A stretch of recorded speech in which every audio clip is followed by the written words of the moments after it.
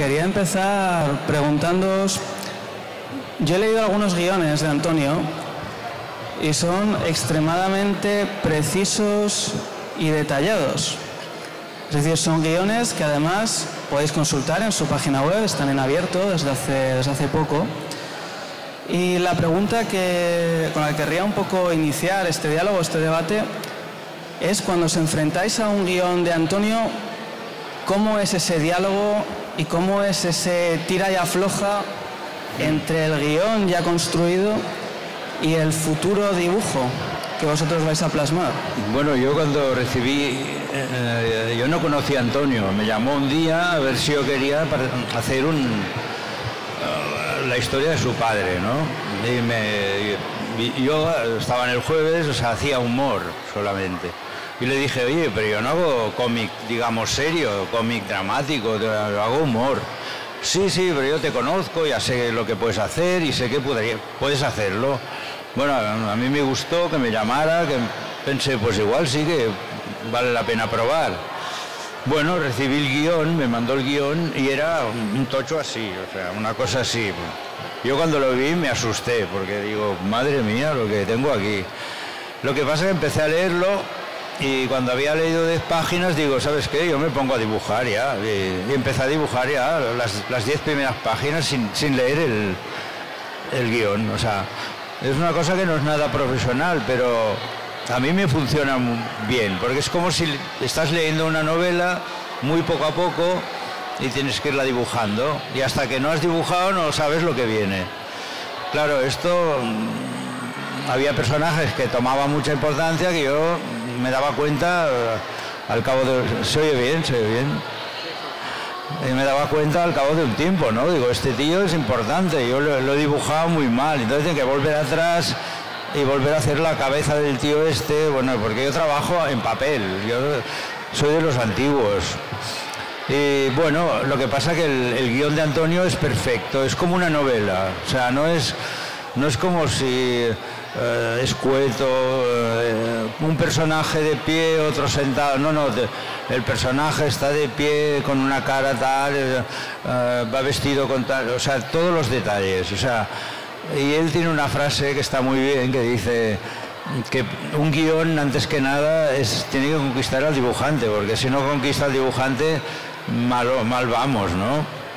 O sea, que en esto yo creo que los guiones de Antonio son perfectos. O sea, ¿qué opinas tú, Keiko? En tu caso, Keiko.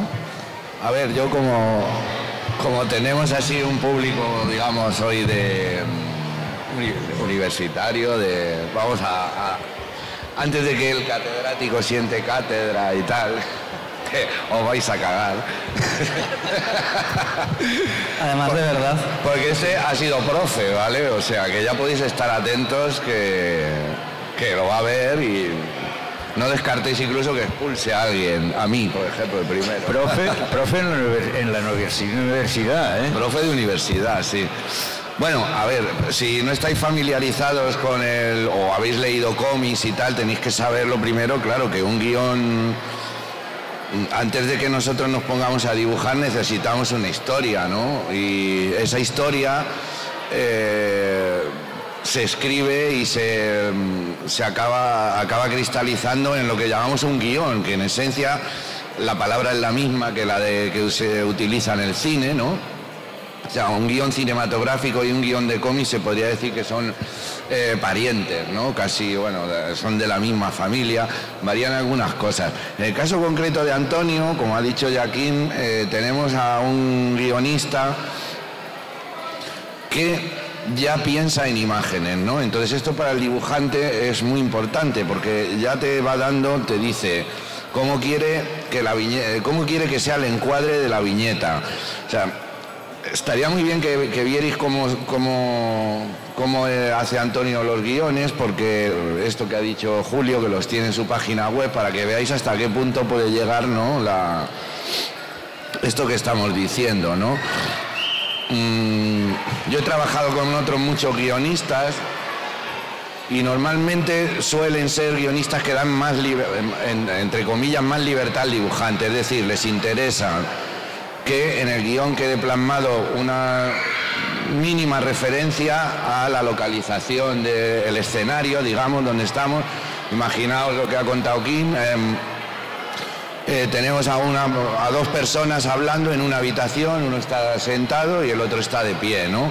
Pues simplemente esto podría ser una indicación. En el caso de Antonio, es que te va a decir cómo van vestidos, el color del pelo, la estatura. O sea, son descripciones muy, muy detalladas porque él lo tiene ya visto en la cabeza. Hay veces que normalmente funciona, ¿vale? Y otras no. Aquí es cuando tenemos el problema este. Yo lo explico siempre muchas veces, como cuando llega un fontanero a tu casa y le dice la señora: a ver, quiero que me ponga usted aquí todos los muebles y luego quiero el horno, el lavavajillas lo quiero aquí. Y le dice: señora, no va a poder ser porque la toma de las tuberías no coincide. Hay veces, y ahí es cuando se produce, o sea, Antonio tiene una idea en la cabeza que o bien yo no soy capaz de plasmar, ¿no? Que suele ser lo más habitual, porque los dibujantes también estamos limitados por muchas cosas, no vamos a entrar en detalles, pero es cuando ya discutimos, pero suele ser muy poco, ¿no? O sea, yo a lo mejor le digo: mira, esto aquí no puede ser porque los bocadillos... Tened en cuenta que también surgen problemas de orden técnico tan estúpidos como que nosotros leemos de izquierda a derecha, ¿vale? Entonces tenemos que colocar a los personajes para que hablen de tal manera que uno pueda seguir un orden de lectura. Es decir, uno dice: hola, ¿cómo estás? Yo muy bien. Entonces tienes que colocar para no cruzar las puntitas de los bocadillos y que eso quede ordenado y tal.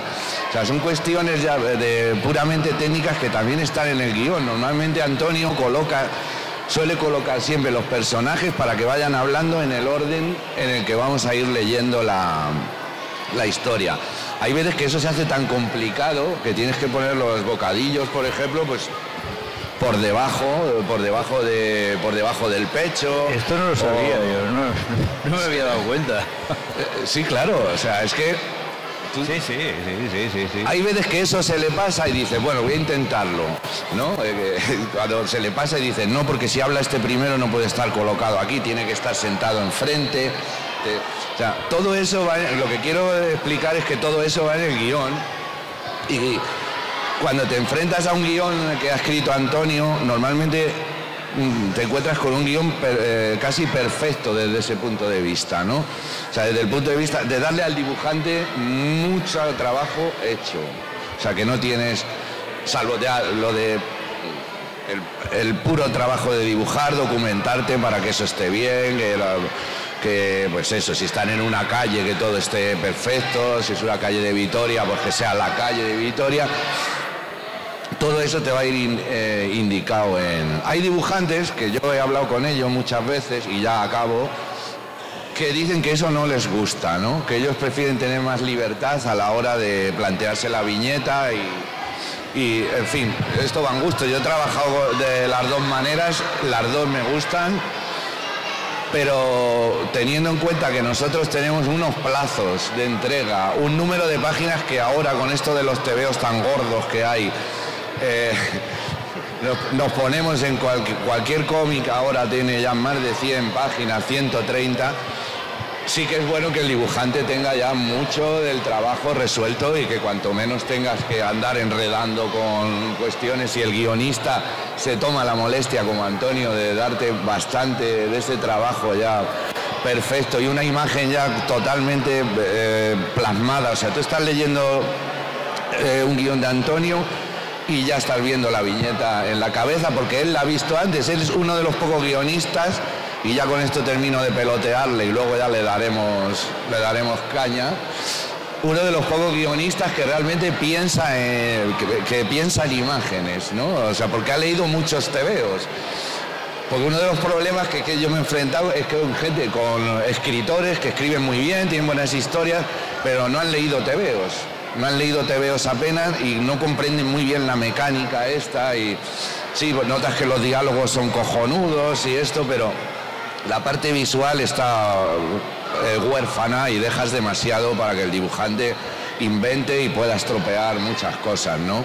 También mejorarlas, pero sin embargo con Antonio es un guión de hierro, ¿no? De estos que él tiene muy claro en la cabeza y ya está, yo creo que ya vale, ¿no? Claro, la explicación de Keiko es magnífica y siguiendo un poco con el hilo y peloteando un poco a Antonio antes de que le dejemos hablar. Sí, para no dejarle hablar. Sí, es básicamente para evitar. Antonio, siguiendo esta idea de que es un guionista que piensa en imágenes, Antonio en los últimos tiempos ha ilustrado catálogos de exposiciones partiendo de las imágenes. Es decir, tomando obra de artista contemporáneo y creando a partir de esa imagen un relato propio para el catálogo. Y de hecho es una actividad que haces mucho últimamente. Y que bebe también de cómics, estoy pensando en Detective, por ejemplo, esa lectura de las imágenes. Es decir, es verdad que yo creo, Antonio, que has encontrado en el cómic tu medio de expresión perfecto, ¿no? Antonio es además un gran literato, un gran novelista, pero el cómic te permite ir quizás un paso más allá, ¿no? Porque hay cosas que ya cuenta el dibujo y que no tienes que recrear a través del guión. Sí, bueno, ¿qué tal estáis? Bueno, pues después de todo esto que os acaban de contar mis compañeros, habéis visto que les tengo bien aleccionados y bien atemorizados, ya están advertidos. Ojo con lo que decís.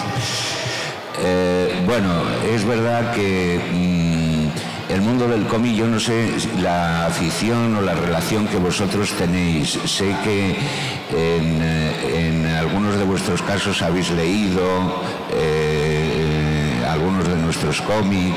No sé si vosotros tenéis en mente hacer cómic en algún momento, o alguno ya tiene algún blog o algún fanzine en el que empieza a publicar sus historietas.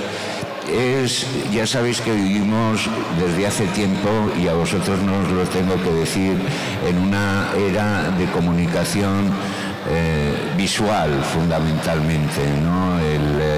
La imagen ha adquirido una fuerza, una potencia, una capacidad de transmitir una idea que en un momento te está mandando un mensaje muy potente, sin muchas descripciones de palabras, pero realmente la idea pasa. El cómic tiene la ventaja de que es una forma de expresión en la que la imagen es muy importante. Normalmente en estos momentos, y teniendo en cuenta la calidad de los dibujantes que tenemos, suelen ser muy expresivas, muy comunicativas, y eso os proporciona una entrada en el mundo que podríamos decir de la creación audiovisual.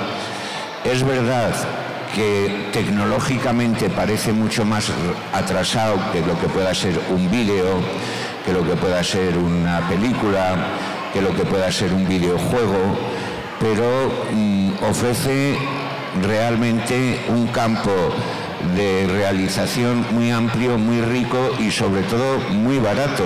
El cómic es un medio que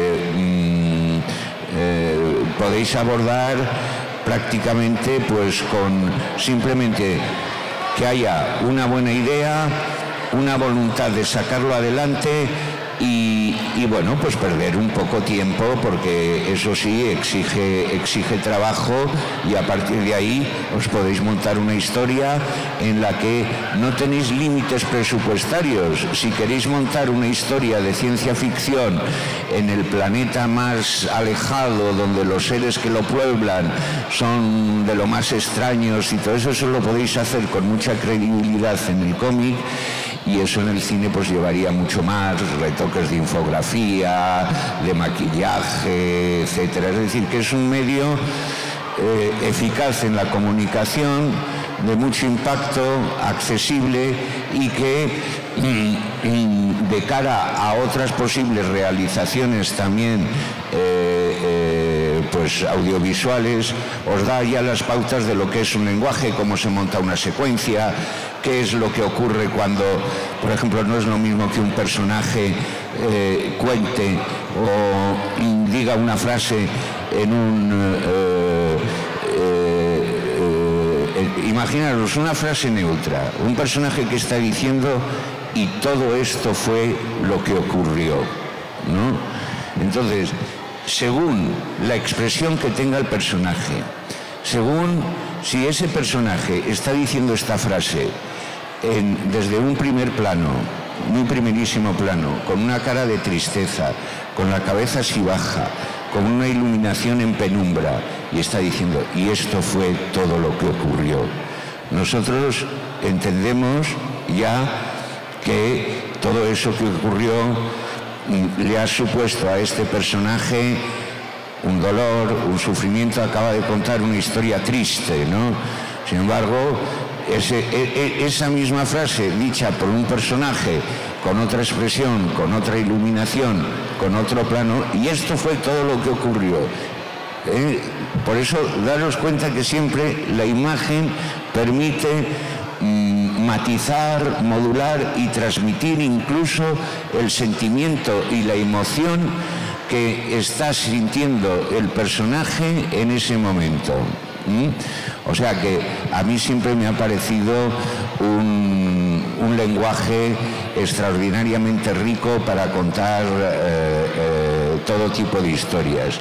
Y para contestar a la pregunta que me hacía Julio, yo es verdad que he trabajado, a mí me gusta, he trabajado también en el mundo de la literatura y he escrito unas cuantas novelas. Son dos formas de expresión distintas. En el mundo del cómic yo me encuentro muy a gusto, pero hay una zona intermedia entre la imagen y la palabra en la que me gusta moverme, porque creo que se pueden crear relaciones muy sorprendentes, ¿no? El cómic es un ejemplo muy claro de cómo se mezclan las imágenes y las palabras para transmitir un mensaje. Pero en el cómic, como han explicado Keiko y Kim, en un principio es el guión. Yo les presento un guión, y a partir de allí, pues como han contado King o como os podría contar Keiko, pues ya diseñan los personajes, van montando las viñetas, etcétera. Pero últimamente también me están proponiendo, y esto me interesa bastante, personas que son pintores, ilustradores, gente del mundo de la imagen, que me dicen, oye, ¿te gustan mis cuadros? ¿Te gustan estas ilustraciones? ¿Podrías hacer a partir de estas ilustraciones un cuento, un relato, pues para que, no sé, creen una conexión con el espectador un poco más rica y todo eso? Y eso también me gusta, ¿no?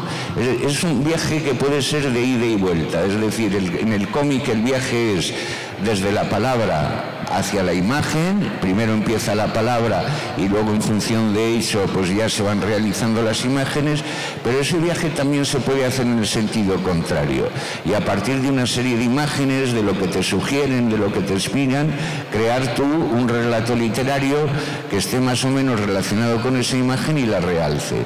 Y entonces, en ese juego de la imagen a la palabra, de la palabra a la imagen, pues yo me divierto mucho y me lo paso bien. Bueno, cuando hablan, después de hablar Antonio, cualquier cosa que diga yo creo que va a ser redundante. Es verdad, fijaos esta combinación, sois futuros historiadores del arte, o seréis ya algunos de vosotros historiadores del arte, los que estéis en el máster. Y fijaos que estamos ante un medio que combina la palabra, combina el guión, por un lado, y combina la imagen, como bien han explicado tanto Antonio como Keiko y Kim. Y si os dais cuenta, el cómic durante muchísimo tiempo no se ha introducido en los programas de historia del arte, precisamente por esta dualidad entre imagen y palabra. Y curiosamente, vosotros habréis aprendido historia del arte gracias a una combinación de imagen y palabra, que es la charla diaria de la clase y el PowerPoint de fondo. o es un libro con imágenes. Entonces no deja de ser contradictorio que el cómic se empiece a introducir ahora, y en este sentido creo que sois unos privilegiados porque es un medio, como veis, tremendamente rico y donde trabajan autores de muchísima categoría y de muchísimo impacto a nivel nacional y a nivel internacional. Yo, siguiendo un poco esta línea, imagino, luego os preguntaré, imagino que muchos además seréis lectores de manga.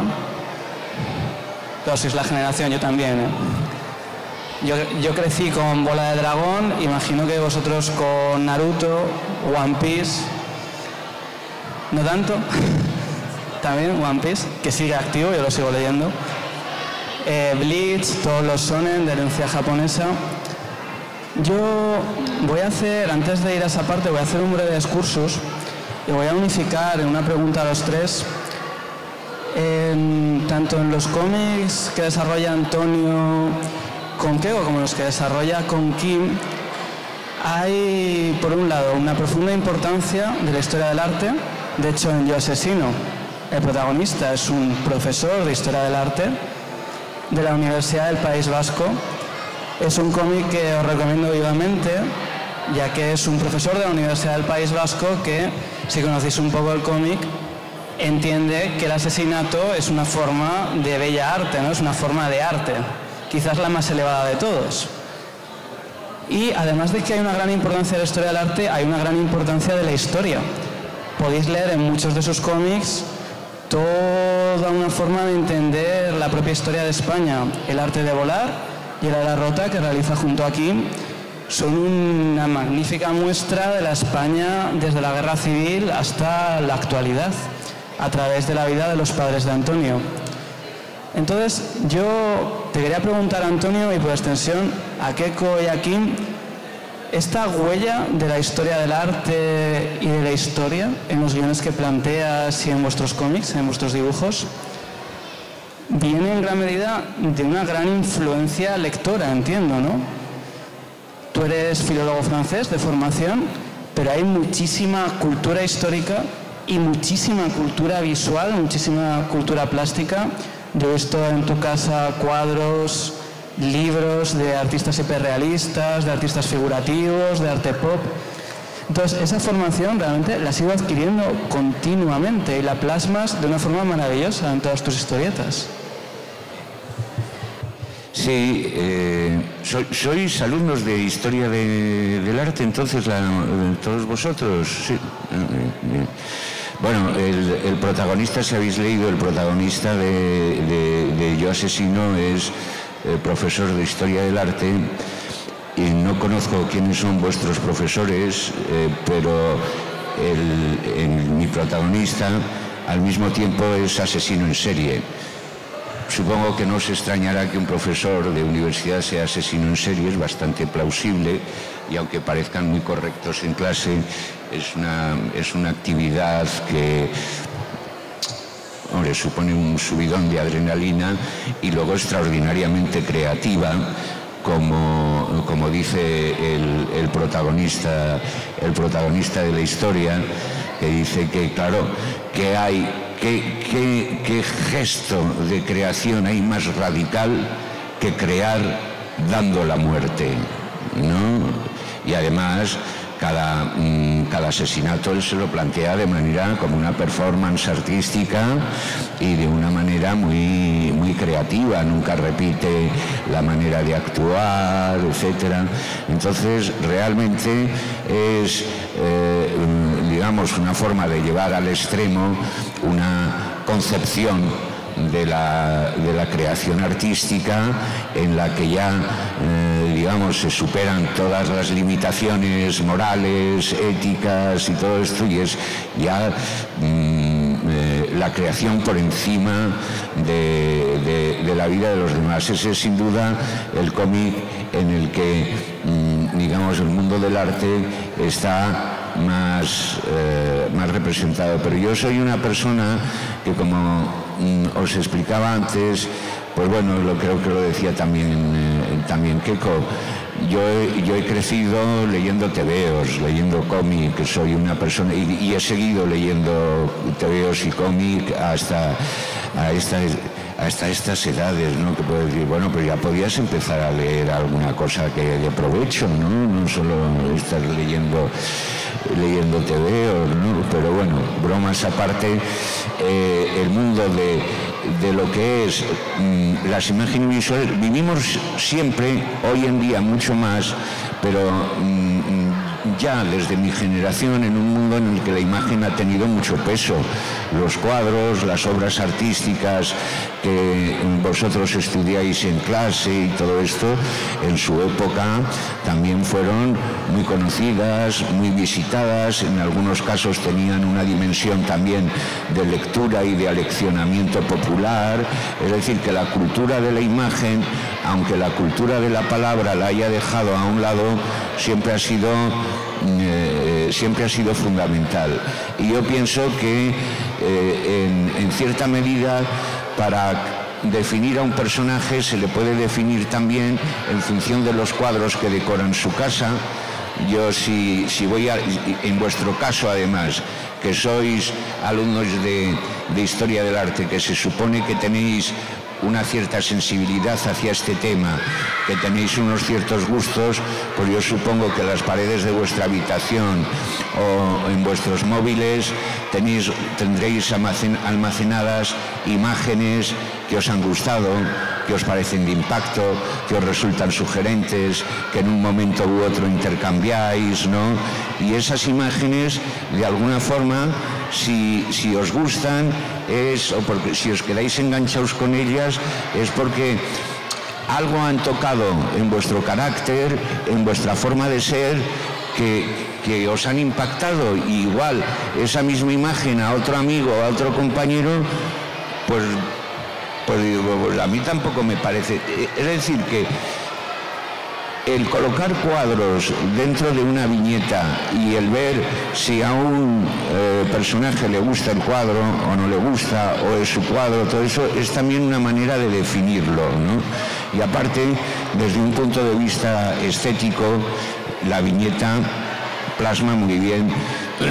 Cuando hicimos un álbum que creo que habéis estudiado en clase, por lo que me ha dicho vuestro profesor, un álbum de cómic para el Prado, para el Museo del Prado, ahí una de las cosas que pudimos comprobar es que, si os dais cuenta, incluso sobre todo los cuadros clásicos, desde el Renacimiento, incluso desde la Edad Media para acá, cuentan historias, ¿no? También, ¿no? Es decir, que un cuadro también es en cierta medida una viñeta, porque tiene un trasfondo narrativo. Incluso la viñeta seguramente más repetida de la historia de la pintura aquí en España es una viñeta en donde se ve un hombre prácticamente desnudo, crucificado en una cruz. Y eso a nosotros, a través de ese guión que ya culturalmente se nos han metido, nos hace identificar, no, ese señor es Jesucristo, es decir, que es Dios, está ahí porque le crucificaron en tal época, por decir esto, al crucificarlo nos salvó a todos nosotros. Es decir, que al mismo tiempo que estamos viendo la imagen, no solamente vemos un señor con los brazos en cruz, estamos leyendo también una historia. Hay un guión detrás de todo esto. Y ya sabéis que según cómo nos identifiquemos con esa imagen, nos estamos ya incluso estamos adheriendo a una serie de valores ideológicos, religiosos, políticos, etcétera. Es decir, que una imagen puede ser un símbolo muy fuerte de lo que somos, de lo que pensamos, de lo que queremos, y entonces utilizarlos en los cómics para definir a los personajes me parece que es muy importante. Todo lo que, digamos, es la escenografía. Un personaje se explica no solamente por lo que dice, sino también por su aspecto físico, como han dicho, por cómo va vestido, por el entorno que tiene. Una de las cosas por las que Keiko me tiene mucha manía es porque en casi todos los personajes con los que trabajo con él tienen una biblioteca que es muy significativa porque, claro, dime lo que lees y te diré de lo que sabes o te diré lo que piensas.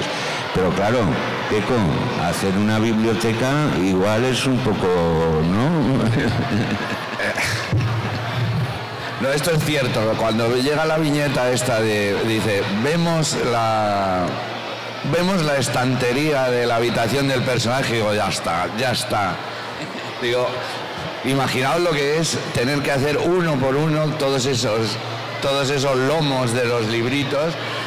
Además, para que se vean en un plano en el que además se están viendo otras cosas. Yo recuerdo una que fue especialmente, que era un disparate, pero que al final quedó medio bien, y era, ya sé que estamos en horario infantil y cómo, ¿sabes? Pero se veía, una de las viñetas era, dice, vemos en primer plano unos libros, ¿no? Vemos cada uno de sus lomos, era título y autor, o sea que sabes que por huevos los tienes que dibujar, ¿no?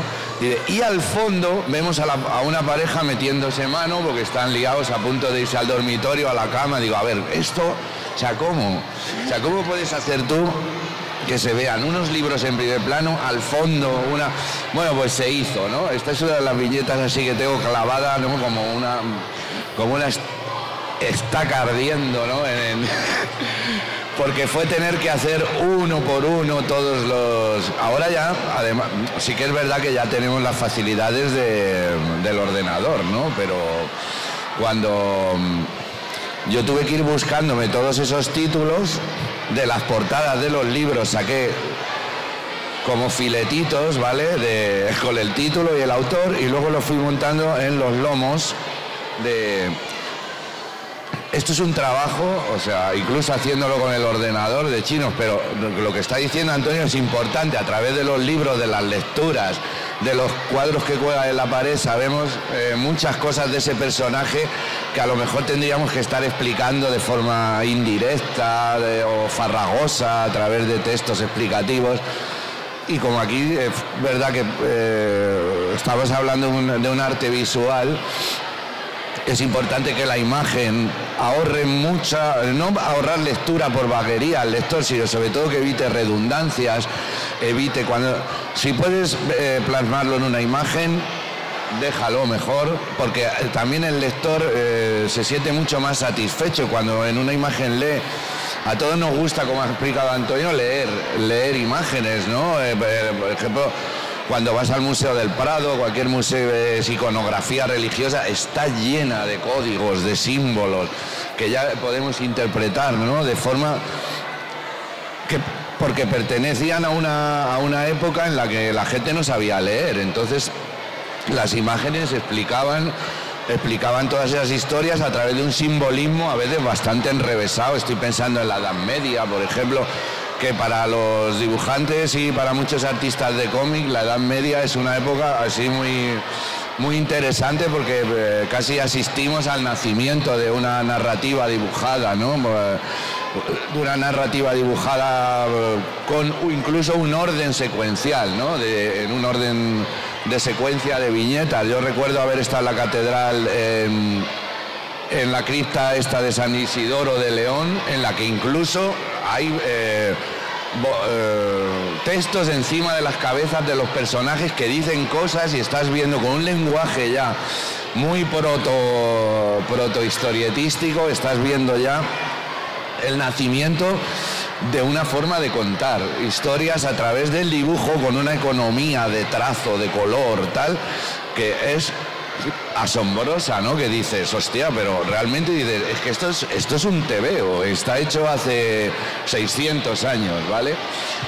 Y entonces, en esto, que para el dibujante, bueno, yo me quejo porque los dibujantes, nuestra obligación es quejarnos siempre de que cobramos poco, curramos mucho y luego no nos dan un puto premio y se lo dan al guionista, ¿vale? Que este es el caso, esto es lo de trabajar con Altarriba, que encima el guionista, que antiguamente era el Hace guiones de cómic, no, Antonio ha elevado ya el estatus y ahora todo nos tiene a los dibujantes aquí como banderilleros, ¿sabes? En la cuadrilla. Y entonces lo que venía a decir, y ya para acabar, es eso, que aunque nos quejemos mucho y tal, sí que los que nos gusta narrar con imágenes, y yo esto lo he hecho mucho antes de hacerlo con Antonio, yo he usado muchísima iconografía de la cultura pop, porque creo que ya juegas con cosas que la gente conoce y a la que tú puedes ir dándole la vuelta para que el lector entienda otros significados, entienda lo que aportan eso a la historia, porque ya tienen una carga simbólica y narrativa que el lector conoce y con las que puede jugar de forma muy irónica también a veces. Entonces yo entiendo que todas estas cosas y estas referencias que metemos en Yo Asesino, tanto pictóricas como literarias, son fundamentales, ¿no? para entender al personaje. Es verdad que en Yo Asesino se puede encontrar desde un homenaje al dripping de Jackson Pollock hasta homenajes a Goya, a Velázquez, en Yo Loco. Quiero decir, podéis rastrear gran parte de la historia del arte a través de Yo Asesino, del Perdón y la Furia, los cómics que habéis trabajado o que trabajaréis. Y yo, para acabar y a continuación os dejaré turno por si hay alguna pregunta o alguna cuestión. Claro, yo siguiendo en esta misma línea, una pregunta rápida para aquí. Ha hablado Keiko de la creación de iconografías y yo estoy pensando en el arte de volar, en esta página tan impactante, tan conocida, en la que un águila franquista le saca los ojos al protagonista, ¿no? Y es un protagonista que de repente queda ciego ante el franquismo, ¿no? Entonces, esta metáfora visual y esta elaboración de metáforas en el arte de volar, ¿cómo las creas, ¿no? O sea, ¿cómo te enfrentas al guión para hacer algo tan fuerte, tan impactante? Bueno, casi no te oigo, pero... Ah, ¿no? Sí. Por la página del águila. Sí, sí. Bueno, el arte de volar está lleno de símbolos y momentos algo surrealistas, ¿no? Entonces, me costó bastante algunas cosas, la máquina de coser que vuela, que es como un avión, bueno, claro, cuando trabajas con un guión y te piden una cosa tan... Recuerdo que la máquina de coser, creo que lo llamé y le dije, oye, la máquina de coser volando como un avión es un poco difícil. Bueno, si no, pues, tú mismo, no sé, bueno, claro. Y bueno, hice varias pruebas, al final quedó bastante bien, ¿no? Hay alguna que no me gusta, como el que la galleta, ese que va como un superhéroe, entonces este quedó un poco ridículo, pero el del águila y los ojos, sí, este es muy bonita el simbolismo, ¿no? Y que el tío prefiere perder los ojos que ver lo que está pasando, y sí, bueno, yo lo pasé muy bien haciendo, porque yo he estado muchos años haciendo humor, o sea, de cómic, digamos, dramático, serio, no había hecho alguna cosa, pero muy poco, y con Antonio hice este libro, El arte de volar, que fue un trabajo de 4 años, pero yo tenía otros trabajos, entonces lo hice muy poco a poco, ¿no? Y fue una prueba pues que me gustó pasar, y la prueba es que me he quedado en el mundo ese del cómic, de la novela gráfica, digamos, ¿no? Porque en mi época, cuando yo empecé a dibujar, a mucha gente yo no le decía que dibujaba cómics, porque era una cosa que se quedaba la gente asombrada, ¿no? La gente de cierto nivel, gente de estudios te decía, pero ¿cómo cómic? ¿Y vives de eso? Dice, bueno, pues sí, o de esto. O sea que ha costado mucho sacar el cómic de donde lo tenían, una cosa para niños, una cosa para medios subnormales, bueno, para medio gente con poco criterio, ¿no? Esto ha cambiado mucho bueno, de una forma divertida. Cuando salió la novela gráfica, casi todo el mundo se reía del título ponerle la novela gráfica, que chorrada, ¿no? Una novela gráfica, ¿qué quiere decir? Es un tebeo. Bueno, sí, es un tebeo, pero la novela gráfica ha permitido que si alguno de vosotros dibuja y le gusta, pues tú puedes explicar tus cosas, lo que te pasa, lo que no cuentas a nadie, lo puedes explicar en un cómic y seguramente conectarás con mucha gente que no has esperado, ¿no? Gente que no conoces. Y esto es lo que le pasa a un escritor, ¿no? Pero es que ahora a un dibujante de cómics o un guionista le puede pasar y yo creo que es un momento fantástico, por lo menos para mí. Yo ya estoy en el retiro, ¿no? Pero me lo estoy pasando muy bien, la verdad. Perfectamente definidos y presentados en toda su producción. Y voy a dejar que si tenéis algún tipo de cuestión, algún tipo de pregunta, podáis aprovechar. No sé si hay alguna cuestión, alguna pregunta relacionada con esta relación entre guión, imagen. Si queréis hablarnos de lo que leéis, ¿Sí? Dinos.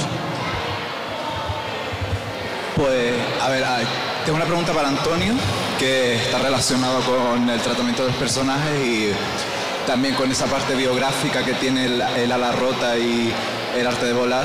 Y es que yo, al menos como lector del cómic, he visto que en el arte de volar hay un gran componente sexual en la figura de su padre, mientras que en el arte de volar, en el ala rota, aun dejando de entrever que la figura materna pues tiene relaciones con demás, no es tan explícito como en el arte de volar.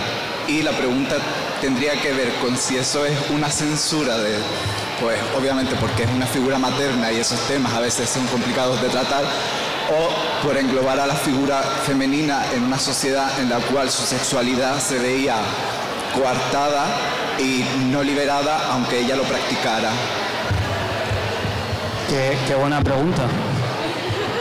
Pues sí, es una muy buena pregunta, porque en primer lugar, una de las cosas, fijaros, que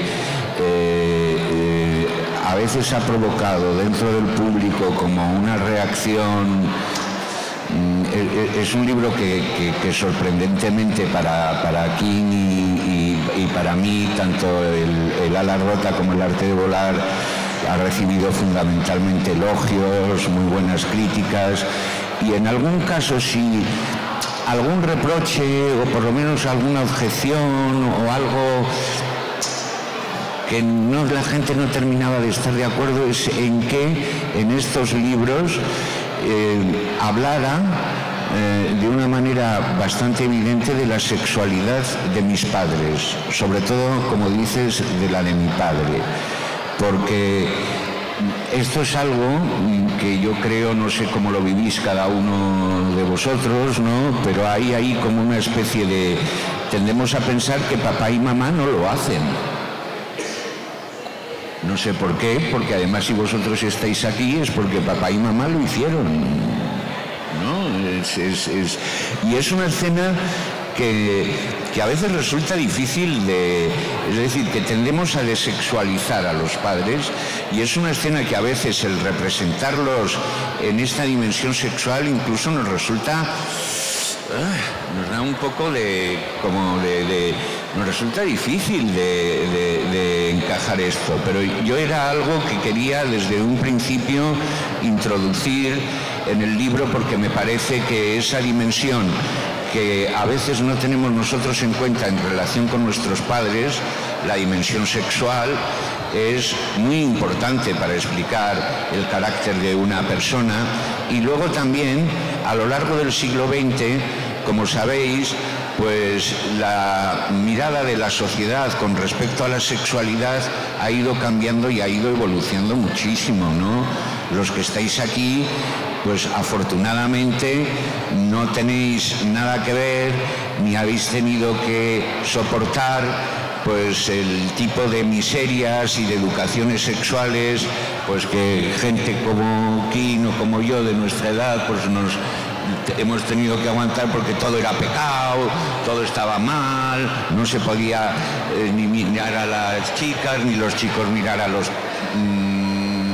Era algo que era un terreno de prohibición, todo estaba prohibido, todo estaba mal, ¿no? Entonces, no solamente define a las personas la sexualidad, sino que también define las épocas, ¿no? Y por eso me decidí a contar. Mi padre, al final de sus días, como estaba con esa depresión tan fuerte y tan severa, hablaba únicamente conmigo y contaba seguramente, y a mí me contó cosas que un padre normalmente, pienso, no cuenta a su hijo. Es decir, me contaba las relaciones que él había tenido con mujeres y con otras mujeres que no eran mi madre, ¿no? Que esto es algo bastante inusual, pienso yo, en una confesión y en una relación entre padre e hijo. Entonces, con respecto a la sexualidad de mi padre, y luego, pues claro, pues él vivió en el exilio en Francia durante 12 años, que era una sociedad muy distinta desde el punto de vista de la sexualidad ya en aquellos tiempos, comparada con la España franquista y tan religiosa y tan llena de pudores. Y entonces, pues no todo fueron penalidades en la vida de mi padre, también tuvo alguna francesita, alguna novia con la que, bueno, pues, y todo esto él me lo contaba. Y de la misma manera me contaba también cómo la relación con mi madre, desde esa perspectiva, desde la perspectiva sexual, no era una relación muy funcional, ¿no? Por decirlo de una manera suave. Yo esto lo sabía desde una edad relativamente joven, quizá desde los 15, 16 años, cuando mi padre me empezó a hablar de estas cosas. Luego ya comprendí que efectivamente no era lo mismo en aquellos años, y para la gente de esa generación, la manera que tenían de enfrentarse a la sexualidad los hombres que las mujeres. Es decir, muchísimo más que hoy en día, el hombre muy marcado sexualmente era un hombre que tenía una gran aceptación social, sobre todo entre el público masculino, ¿no? Mientras que la mujer, simplemente por tener una mirada o un gesto o un pequeño comportamiento que la definiera sexualmente, ya enseguida, pues hombre, no se la lapidaba, pero ya, pues es una tal, es una cual, esto, ¿no? En el caso de mi madre, y esto me ocurrió además, lo descubrí escribiendo el libro sobre mi madre, es que claro, date cuenta, por ejemplo, que en el libro de mi madre, ¿cómo nace mi madre ya? Mi madre nace, si no lo habéis leído el libro, con muchas dificultades en el parto por parte de mi abuela, hasta el punto de que, como consecuencia del parto de mi madre, mi abuela muere en el parto de mi madre. Es decir, mi madre, al venir al mundo, provoca la muerte de su madre, que eso es como idea y como primera experiencia vital, es decir, que tú vengas a este mundo provocando la muerte de tu madre, eso aquí en la cabeza, para procesarlo luego, te puede dar mucho trabajo, ¿no? Entonces, yo creo que allí ya por parte de mi madre se establece una relación entre el sexo, la sexualidad, el peligro, la muerte, y que no favorece mucho un desarrollo, podríamos decir, libre y normalizado, ¿no? Y luego hay una cuestión que esa nunca me contó mi madre, pero que después de muerta mi madre, una prima suya sí me contó un episodio que tuvo que marcarla. Ella nunca lo mencionó, y yo creo que mi padre nunca lo llegó a saber. En el pueblo, antes de irse a la ciudad, la violaron. Entonces, eso yo creo que también tiene que ser una experiencia que para un desarrollo, digamos, saludable de su propia sexualidad, pues entonces mi madre no contaba, no hablaba lógicamente de su vida sexual. Yo sabía de ella por mi padre y por esta prima que supo, una de las pocas confidentes a la que mi madre contó esta experiencia. Yo creo que eso explica, aparte de la época, lógicamente, mi madre era de una generación que se correspondería, pues eso, quizá más con vuestras abuelas o incluso vuestras bisabuelas, ¿no? Que era, bueno, la mujer no existía y desde luego no podía tener ningún tipo de manifestación de deseo sexual, porque eso era ya, bueno, pues es una tal, es una cual, y ya quedaba socialmente borrada, ¿no? Una pregunta, sí, efectivamente. No sé si tenéis alguna cuestión más en relación también al arte de volar y a la rota, en relación con Yo asesino, El perdón y la furia. Si nos queréis contar lo que leéis, también nos sirve, lo que prefiráis. Hay por ahí... Dinos. ¿Qué tal? Bueno, de estas dos obras que nos estabas contando, del arte de volar y el ala rota, son muy biográficas, habla de la historia de sus padres, y nosotros nos preguntábamos, como acabas de decir, hay un episodio de la vida de su madre que le relata a su prima. ¿Cuánto de estas obras son realmente biográficas y te permites alguna licencia literaria para rellenar algunos huecos entre cada suceso? También es buena. Sí, porque efectivamente claro, la vida de una... yo decidí contar 90 años de la vida de mi padre y 80 años de la vida de mi madre, ¿no? Entonces, lógicamente, en la vida de una persona,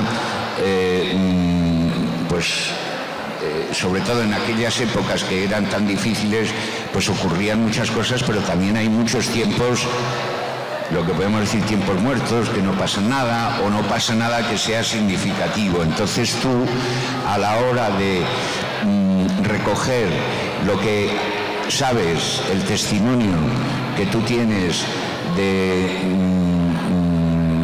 la vida de tus padres, por lo que ellos te han contado, por lo que tú has escuchado en casa siendo pequeño, por lo que te han contado los amigos, los familiares y todo eso, tú tienes ya en tu cabeza, y supongo que vosotros ya empecéis a tener en vuestra cabeza esos relatos familiares que la abuela, la madre, la tía cuenta, igual pues de cuando vivía la familia en el pueblo, en otro sitio, cuando la vida era muy diferente. Poco a poco se empieza a formar lo que podríamos decir lo que es el relato familiar. Todos tenemos un relato familiar en el que nos insertamos como unos personajes más dentro de ese grupo que ha tenido un pasado, que tiene un presente, que se proyecta hacia un futuro, y en último término, claro, si estáis aquí, pues es porque primero vuestros abuelos, luego vuestros padres, luego vosotros, es decir, han tenido una trayectoria, y eso, aunque no seamos conscientes, nos marca mucho en lo que somos y además en lo que seremos, ¿no? Pero claro, lógicamente no puedes contar en un libro 90 años de una existencia, 80 años de una existencia. Tienes que hacer simplemente ya el hecho de hacer una selección de los acontecimientos que te han contado, de los que tienes noticia, algunos con mayor fiabilidad que de otros, ¿no? Eso ya es una decisión muy literaria, ¿no? Es decir, qué es lo que quito, qué es lo que pongo, ¿no?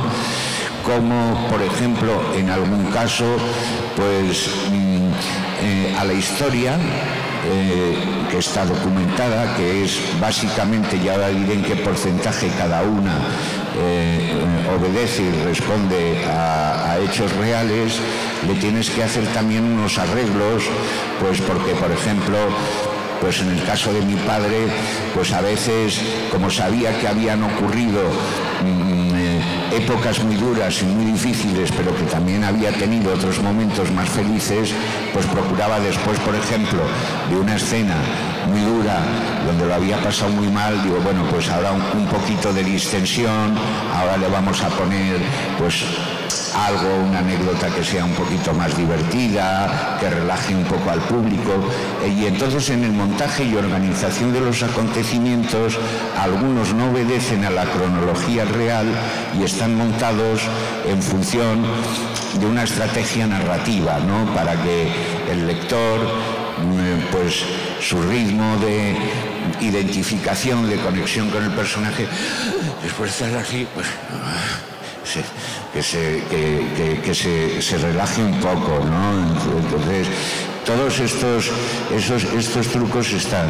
Sin embargo, una de las mayores sorpresas que yo me llevé, yo pensé que, claro, el que había sido el hombre, el militante, el subversivo, el revolucionario, el que se escapaba de la cárcel, se escondía de la policía, incluso cuando estuvo aquí tuvo siempre algunos problemas que un tío mío que era falangista resolvía, porque claro, él había sido, y fue yo creo hasta su muerte, de espíritu y de ideología anarquista, y le resultaba muy difícil vivir en el ambiente de los años 50, 60, que era un ambiente. Entonces, podía parecer que la vida de este señor, de mi padre, iba a ser más secreta, pero mi padre al final no paraba de contar y prácticamente todo lo que aparece en el libro. Hay un detalle, por ejemplo, que sí, ese os lo voy a contar, que eso forma parte de la ficción. Hay dentro del libro un episodio que se titula Las alpargatas de Durruti. Si sabéis, Durruti fue un líder anarquista al que mi padre y muchos de sus compañeros admiraban, y yo había oído hablar tanto a mi padre como a sus amigos de esa historia legendaria de que cuando mataron a Durruti, un hombre tan influyente, un hombre que había tenido tanto poder en la España de aquella época prebélica y luego ya bélica, se muere, y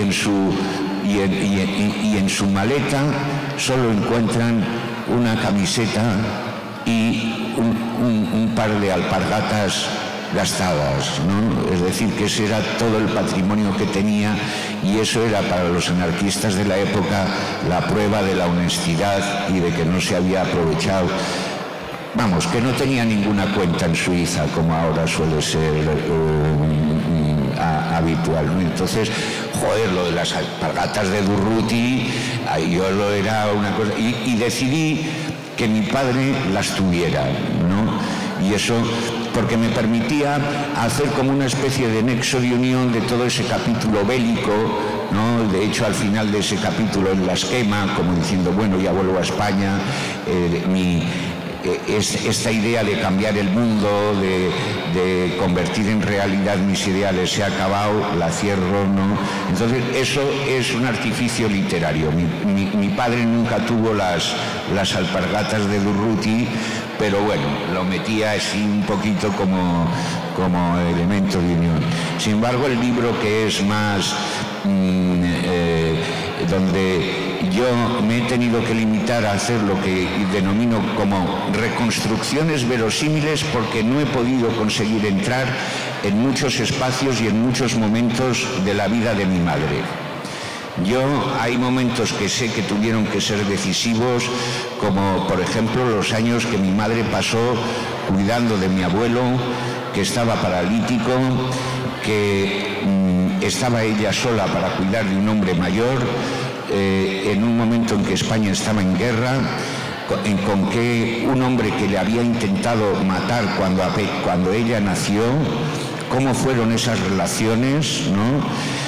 Yo nunca le oí hablar mal a mi madre de mi abuelo, ¿no? Y en ese sentido pienso que de alguna manera en ese periodo se estableció una conexión entre ellos, en el fondo afectiva.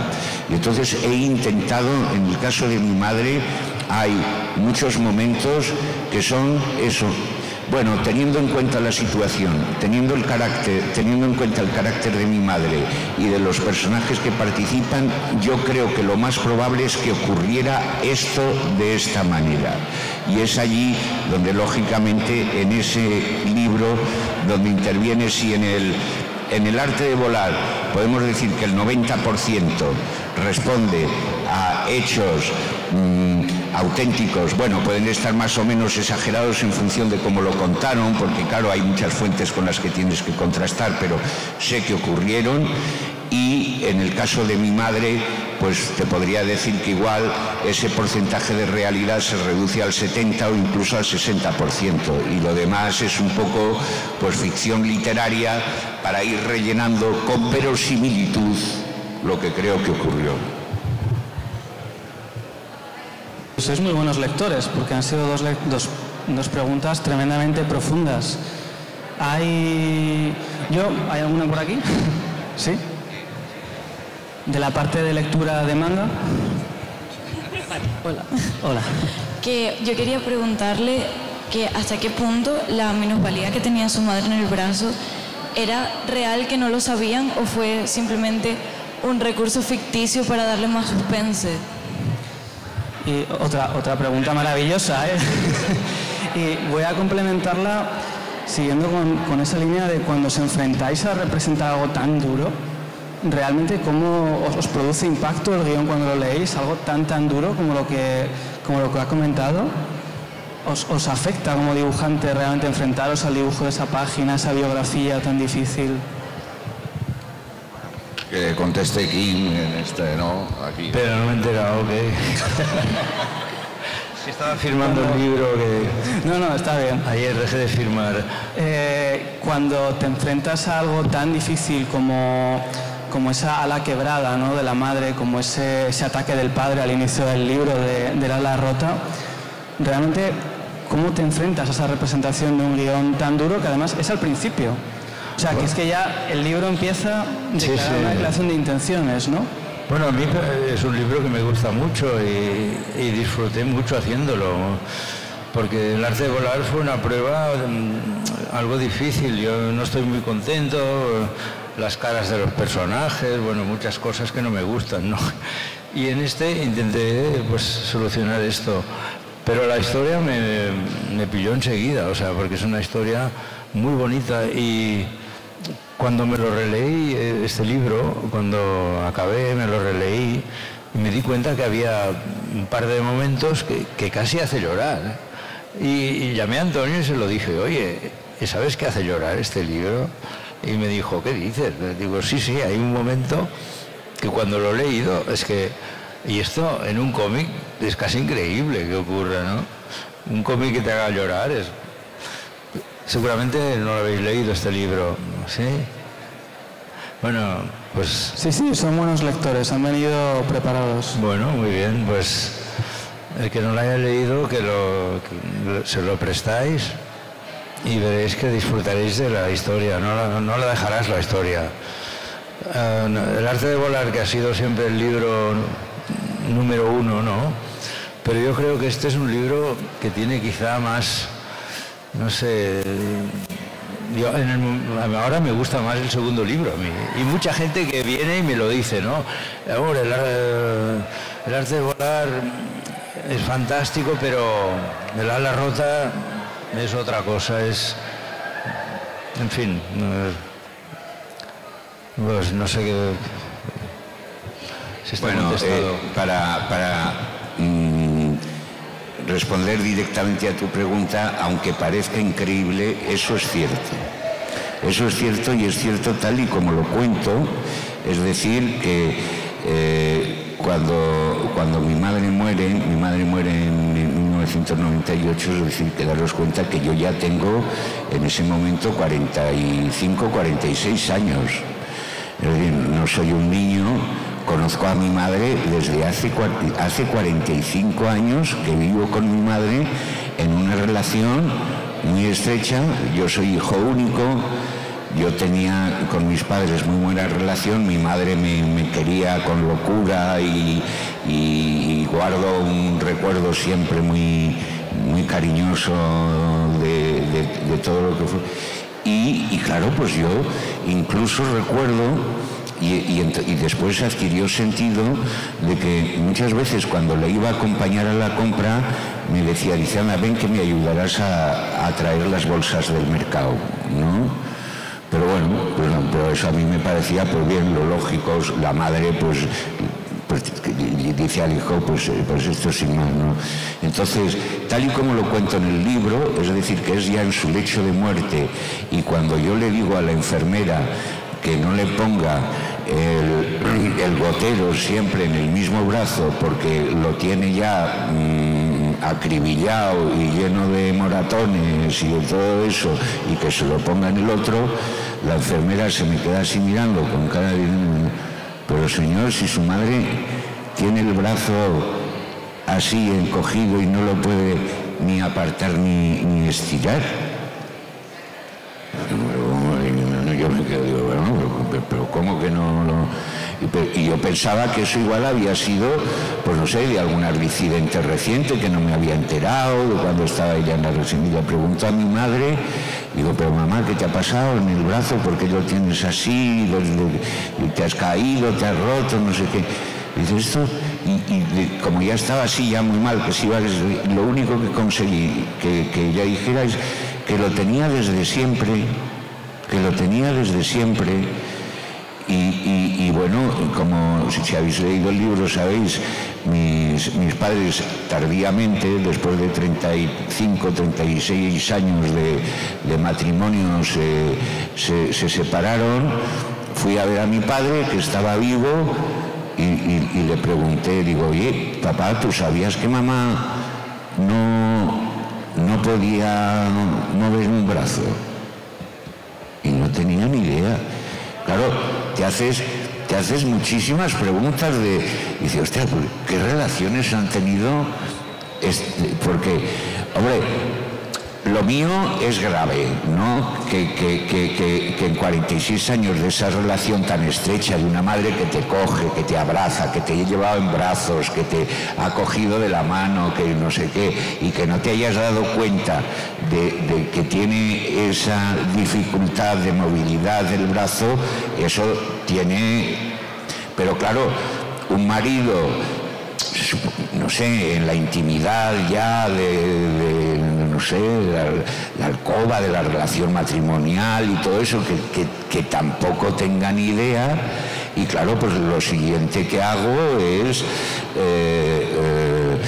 ir como aparece en el libro, ir a ver las fotos, las fotografías de mi madre, y entonces efectivamente mi madre se las arreglaba, pues bueno, pues parecía un gesto así muy natural, llevaba el bolso así colgado, o incluso porque se ve que no lo podía, pero tenía fuerza, porque hay algunas fotografías como aparecen en el epílogo del libro, en donde me lleva a mí en brazos, apoyado en ese brazo, ¿no?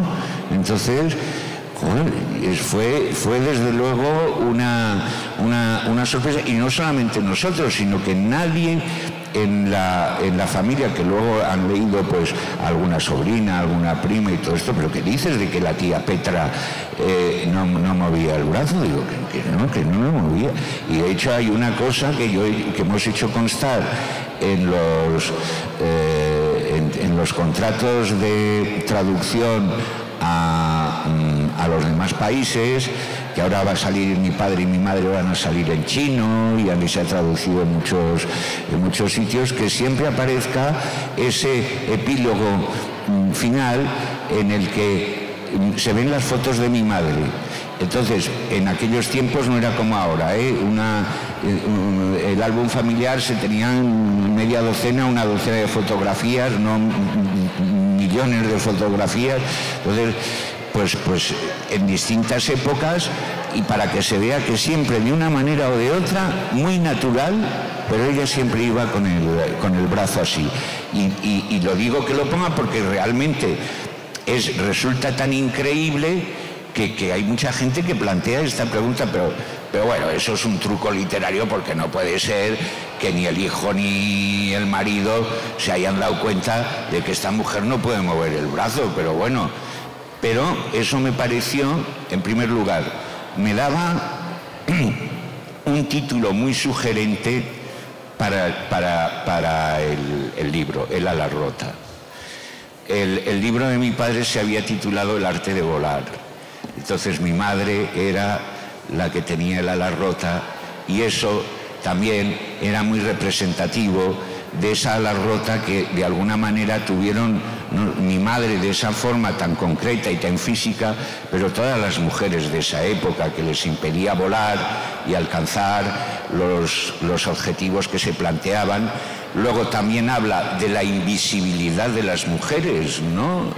Por otro lado, es decir, joder, la mirada del hombre sobre la mujer, de un marido y de un hijo, que no sé cómo la mirábamos, pero no nos hemos dado cuenta de eso. Pero sobre todo yo creo que eso habla del carácter de mi madre, de cómo ella decidió que, bueno, ese defecto, ese problema que ella tenía no iba a contar en su vida, y a pesar de que tuvo una vida de trabajo muy físico, porque yo me acuerdo de mi madre lavando a mano todavía, es decir, haciendo la colada a mano en aquellos tiempos, y se las arreglaba para que eso no supusiera ninguna limitación y que ni siquiera ninguno nos enteremos. Es decir, que fundamentalmente es revelador de ese carácter de una mujer que ha decidido, bueno, esto no me va a impedir a mí nada. Estamos ya sobre el tiempo. Yo os queréis acercar, aunque esto es un salón del cómic, lo podéis adquirir, pero si os queréis acercar al final, tenéis aquí Yo asesino, y tenéis aquí una curiosidad que no va a estar en este salón del cómic, que es El arte de volar en coreano, para que veáis todas las traducciones que ha tenido El arte de volar. Y sí que yo os animaría, como historiador del arte, habéis hecho preguntas de verdad muy interesantes. Os animaría a que sigáis ahondando dentro del territorio del cómic. Hay mucho campo, además de investigación, para TFGs, para TFMs, para tesis doctorales. Es decir, es un campo muy abierto, muy virgen todavía. Y además es un campo donde vais a encontrar, como veis, a personas muy cercanas que os van a abrir verdaderamente sus historias, sus casas, sus libros, y donde podéis encontrar verdaderamente experiencias muy enriquecedoras. Así que yo de verdad os animo a que sigáis con ello, porque de verdad que ha estado muy bien. Os agradezco a todos muchísimo que hayáis venido, y lo que os voy a pedir es que demos un aplauso a Kim, a Keiko y a Antonio.